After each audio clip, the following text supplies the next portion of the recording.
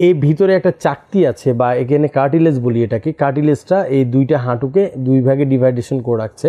এটা একটা অংশ, এটা একটা অংশ। এর মাঝখানের এই জিনিসটা অনেক সময় বয়সের সাথে সাথে এটা হতে পারে, বিশেষ করে 40 পার হলে দেখা যায় যে এই কার্টিলেজটা থাকে না, কার্টিলেজটা আস্তে আস্তে ক্ষয়ে যায় বা ডিজেনারেশন হয় বা ডিজেনারেটিভ চেঞ্জ হয়। অর্থাৎ আমি কারণ হিসাবে এটাই বলতে চাচ্ছি যে ডিজেনারেটিভ চেঞ্জ অর্থাৎ বয়সের কারণে একটা পরিবর্তন আসে। এই পরিবর্তনের কারণে ডিজেনারেটিভ চেঞ্জের কারণে দেখা যাচ্ছে যে আপনার হাঁটু ব্যথা হচ্ছে।